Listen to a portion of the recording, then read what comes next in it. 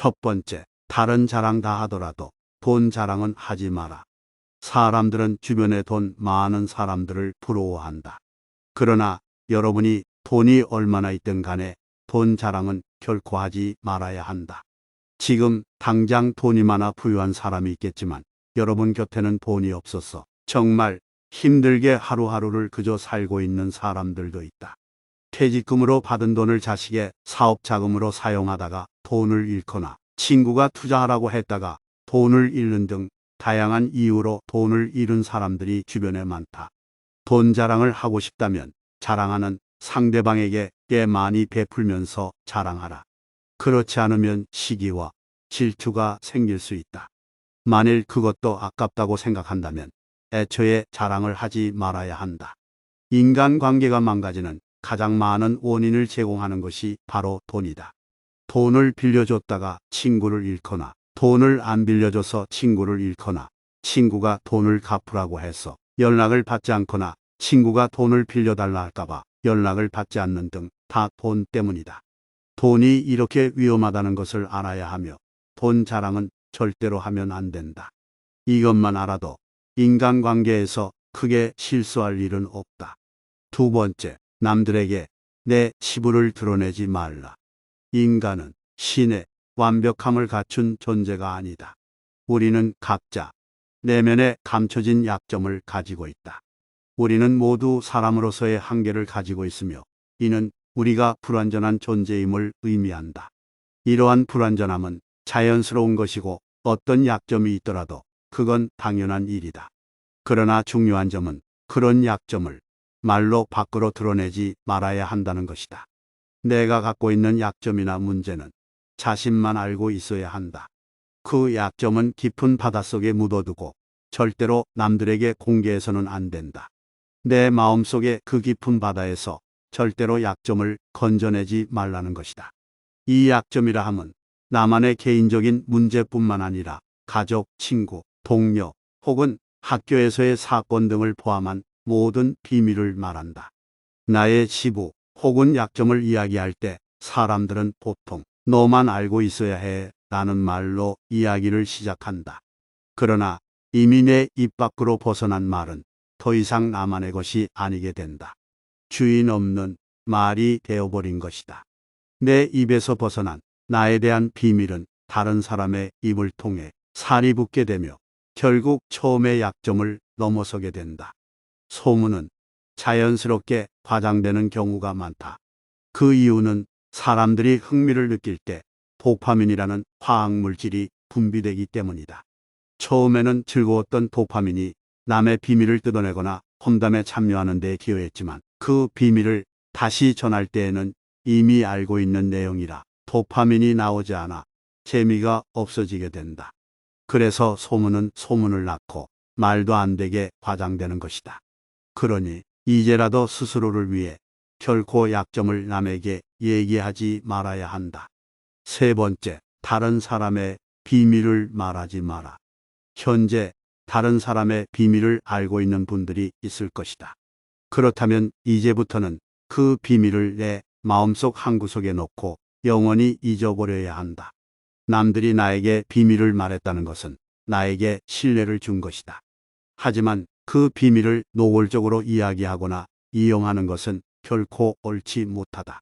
가족, 친구, 동료 또는 그 어떤 사람에게 비밀을 폭로하거나 이용하면 상대방에게 큰 상처를 줄 수 있으며 이는 관계를 파괴할 수 있다. 비밀은 서로 간의 신뢰와 존중의 표시이다. 그러므로 어떤 비밀을 알게 된다 하더라도 그것을 내가 간직하고 존중해야 한다. 타인의 비밀을 공유하거나 이용하는 것은 그들에게 상처를 줄 뿐이다.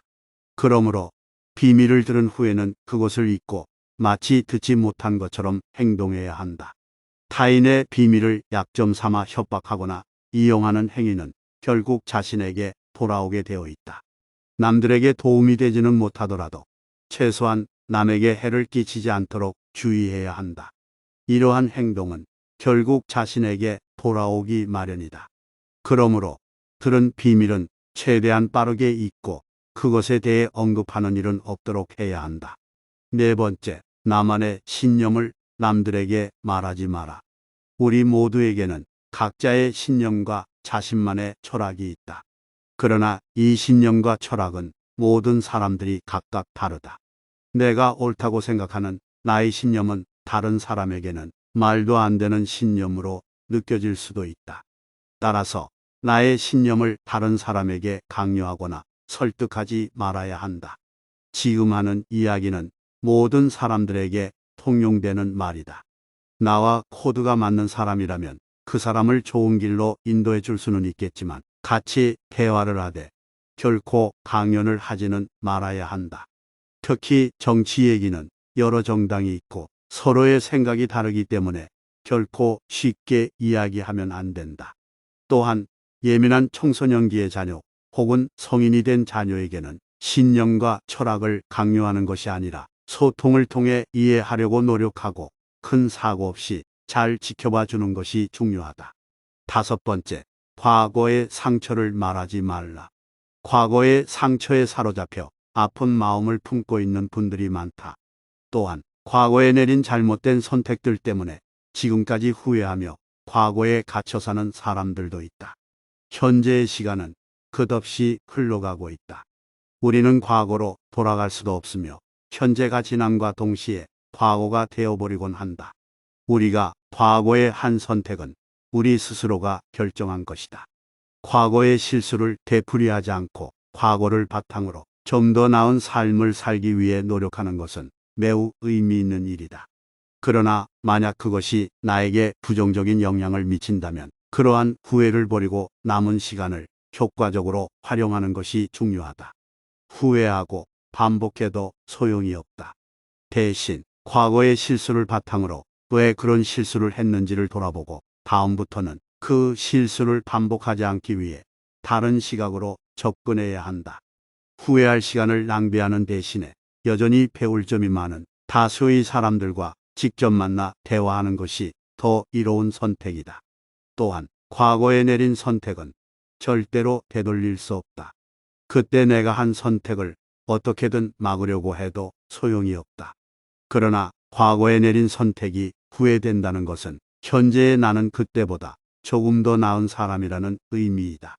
그렇기 때문에 그때의 실수를 인정하고 아직도 시간이 있다는 점을 인지한 후에는 그런 실수를 반복하지 않고 더 나은 삶을 살기 위해 노력하는 마음을 갖고 살면 그만이다. 후회할 시간은 아깝다. 젊음은 금방 사라진다. 여섯 번째, 가족의 사연을 말하지 마라. 인간은 각자의 사연을 갖고 있다. 우리 자신 또한 사연이 많고 부모, 형제, 자녀들 역시 사연과 비밀을 간직하고 있다. 하지만 가족 간의 비밀을 훔쳐보거나 과도하게 추궁하는 일은 절대로 없어야 한다. 현명한 사람들은 가족이라 할지라도 서로의 사생활과 개인적인 생각을 존중하며 그들의 이야기를 남에게 공유하지 않는다. 가족 사이에서도 하나하나 사적인 사연을 캐묻지 말고 만약 가족 중 누군가 어려운 상황에 처했다면 스스로 도움을 건네주기 위해 기다려주는 것이 좋다. 또한 가족 간의 문제를 다른 사람과 공유하는 것은 결국 상황을 더 어렵게 만드는 일이며 가족을 욕하는 행위라는 것을 명심해야 한다. 일곱 번째, 나의 재능을 남들에게 떠벌리지 마라. 우리는 모두 축복받은 재능을 갖고 있다. 그러나 그 재능을 자랑스럽게 과시할 필요는 없다. 자신의 재능을 남들에게 알리면 대부분의 사람들은 시기하고 일부는 자신의 도움을 청할 것이다. 또한 자랑거리는 자신의 입에서 나올 때 그 빛을 잃어버린다. 진정한 가치 있는 자랑거리는 다른 사람의 입에서 나왔을 때에만 성립한다. 따라서 만약 누군가가 도움을 필요로 한다면 거창하게 포장하지 말고 그냥 도와주면 된다. 그러면 상대방은 크게 감사하고 감동할 것이다. 여덟 번째, 내가 이루고자 하는 목표를 말하지 말라. 많은 사람들이 자신이 이루고자 하는 목표를 정하고 그 목표를 남들에게 얘기하면 그 목표를 더 열심히 달성하게 될 것이라고 말한다. 그러나 나는 이 생각에 동의하지 않는다. 누구나 삶 속에 저마다의 목표를 가지고 있을 것이다. 그러나 그 목표를 다른 사람에게 말해본 적이 있는가? 그렇다면 그 목표를 말한 후에 목표가 이루어졌는가? 아마 아닐 거라 생각한다. 한번 정한 목표를 남들에게 알리지 않고 그저 묵묵히 하루하루 그 목표를 향해 나아가는 사람이 있을 것이고, 어떤 사람들은 만나는 사람마다 내 목표를 여기저기 말하다가 결국 지금은 목표를 포기한 사람들이 있을 것이다. 만약 자신이 이루고자 하는 큰 목표가 있다면 어지간해서는 다른 사람에게 절대 말하지 말도록 하라. 여기에는 이유가 있다. 목표를 상대방에게 말하지 않고 혼자 다짐하는 사람들이 그 목표에 성공할 확률이 더 높다고 한다. 사공이 많으면 배가 산으로 간다라는 한국의 속담은 그것을 잘 표현하고 있다. 물길은 그저 하나인데 사공이 많아서 서로 자기가 잘났다고 지시하고 간섭하면 결국 목표했던 목적지까지 갈 확률이 낮아진다. 즉, 목표를 이루고 싶다면 그 목표를 향해 나아가는 사람 외에는 굳이 알릴 필요가 없다는 말이다. 그리고 그 조언을 해주는 사람들은 나에 대해서 우호적일 수도 있고 적대적일 수도 있다. 사람은 같을 수 없기 때문에 나를 신경 써준다는 상대방의 조언조차도 도움보다는 방해가 되는 경우가 많다. 우리 자신에 대해서 제일 잘 알고 있는 사람은 이 세상 어디를 봐도 바로 우리 자신밖에 없다. 매 순간 선택과 책임은 우리 스스로 지어야 한다. 여러 논문에 따르면 다른 사람에게 본인이 마음먹은 목표를 말하게 되고 그 목표에 대한 칭찬을 받게 되면 그 순간 우리 뇌는 목표를 이루었을 때와 같은 도파민과 엔돌핀이 생성된다고 한다.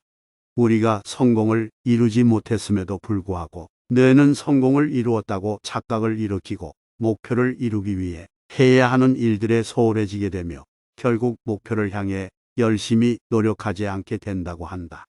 남들에게 정 말하고 싶다면 어느 정도 성과가 난 후에 말하도록 하라.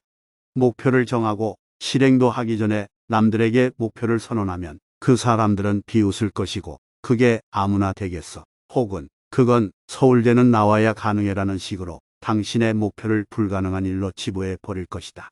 그러니 어느 정도 성과가 나기 전에는 결코 남들에게 얘기하지 말고 묵묵히 혼자 걸어가야 한다.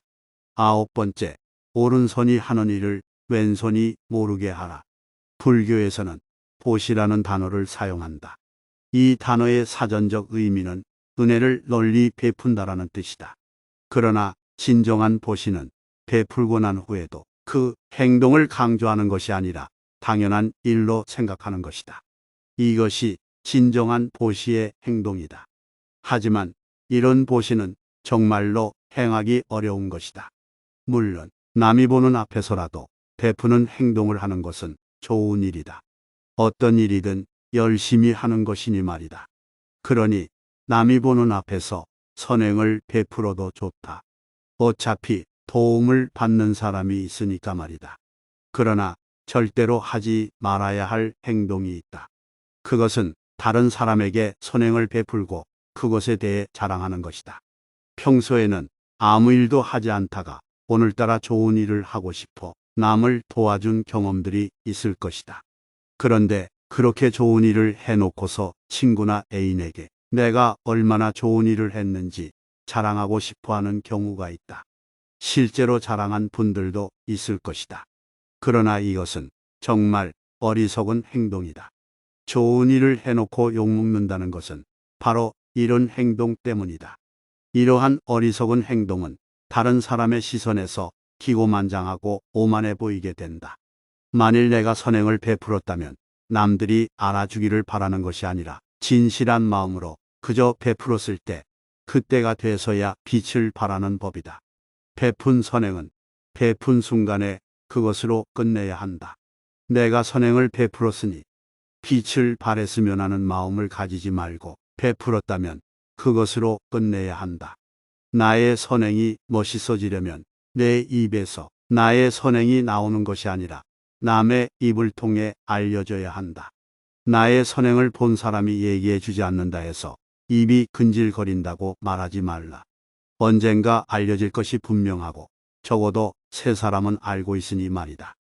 나의 도움을 받은 사람, 나의 도움을 본 사람, 그리고 도움을 준 나 자신 말이다.